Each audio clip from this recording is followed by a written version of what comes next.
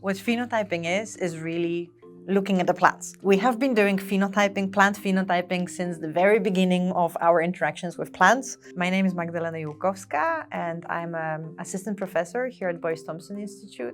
I'm leading a lab that is studying changes in plant architecture in response to environmental stressors. And why are we doing that? So the temperature is rising, as we know, but also the fresh water is becoming less and less reliable resource. Whenever the plant is experiencing drought stress, it is beneficial for the plant to adjust the plant architecture to invest more in the roots compared to the shoots, to explore as much water as possible and minimize all of the water that it's losing through the green bits. Plants go into the stress reaction at different levels depending on how much other stress they are experiencing. So we are able to tell, okay, how is my plant doing without talking to it? It's like, are you doing okay? Based on all of those different traits that we can extract from the photosynthetic efficiency of the plant. Plants that are experiencing stress, they are growing a little bit slower because they have to expand the energy not only to growing, but also dealing with all of the stress. As humans, whenever we're stressed, we're working a little bit less efficient. Plants, similarly, they grow slower, but they also grow differently. And how this biomass is distributed is affecting also the plant productivity and how the plant is possibly able to survive the environmental stresses. Everything is a brain in a plant, in a way. So whenever there is like a lot of water, that part of the plant is like, hey guys, there's water. And then whatever is available sugars or building blocks are then being deposited into that specific area of the root system architecture to follow the available water. Whenever the plant is like, hey guys, there's not enough sun, and then there's like one little shoot that is like, hey, I've got here a little bit of more sunlight, then the plant is going to like adjust. Maximizing the productivity of the plant for our consumption doesn't necessarily come with maximizing the stress resilience of the plant. So right now we're trying to figure out what we can possibly do to not only maximize the productivity of the plant, to give us the bits that we love to munch on, but also to maximize its stress resilience. But now we're getting all of the big changes that we could that were relatively easy. We're already done. We've got a nice big watermelons or nice big tomatoes. But now we're getting into the changes that are a little bit trickier. They are less pronounced. So phenotyping is really describing how the plant looks like. This phenotyping facility that we have recently built in here, called Phenosite, it's helping us to quantify all of those differences that we're seeing, but also helping us to quantify the differences that we're not seeing. Plant size, you can see. You can say like, oh, this plant is bigger than this one. But what you cannot see is the plant growth rate.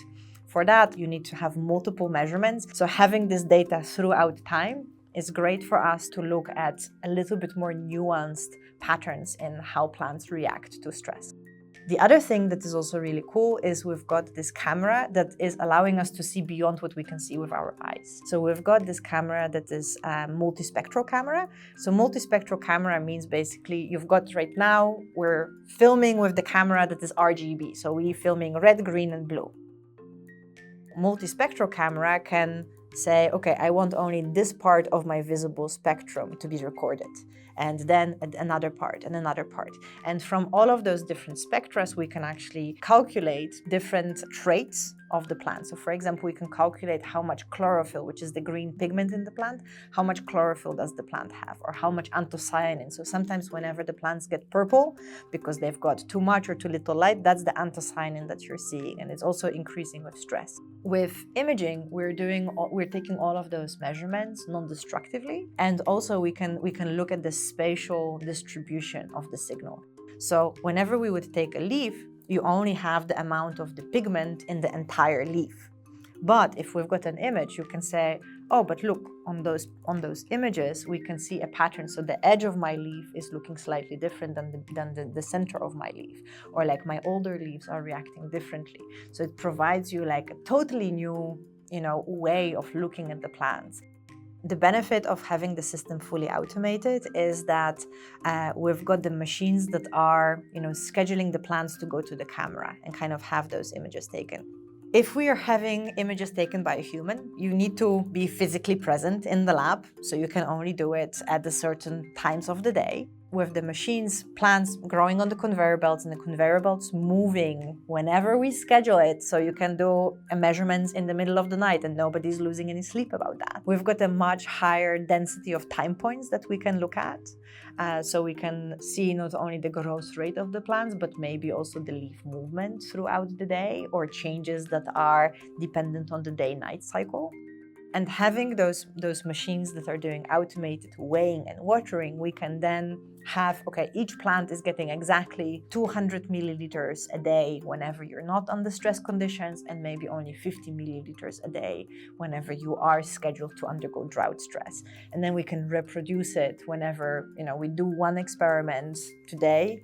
Okay, fine, we got all of the measurements, but then we found, for example, a gene that we think is contributing to the drought tolerance, and then we make that a version of the plant that don't have the gene or have that gene kind of active on steroids.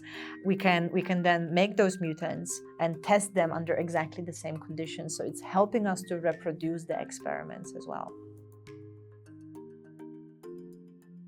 I actually had no idea growing up that I would be doing what I'm doing right now.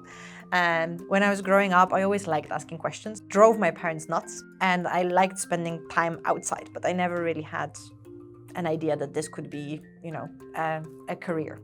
But I really loved studying biology. I didn't excel, my grades were not great in biology, but I really enjoyed just engaging with the subject of the biology. I don't know what I'm going to do with biology, but this is really fascinating, just learning about how things are working and why things are how they are. I think not having a clear idea going into a STEM degree of what exactly you're going to do with that is totally okay. So going into a specific direction during your college education or higher education, whatever it may be, you will figure out what are the possible career paths. And the careers are constantly changing as well. Plants, similar to people, they have resilience, but they can thrive, truly thrive only under very specific environments. And I think that's something that we can learn from plants as humans in general, is that whenever we grow a desert plant in a very dark room and the plant is not growing very well, we never say, oh, it's a plant's fault, right? So I think we should be giving ourselves a little bit more freedom of finding the environment that you're really excelling at and figuring out what it is that you've got skills, interest, passion, and maybe talent to figure out what is the environment that you are excelling at. And it's not necessarily only academic environment, but also what are the people that you need to have around in order to excel in whatever you want to do.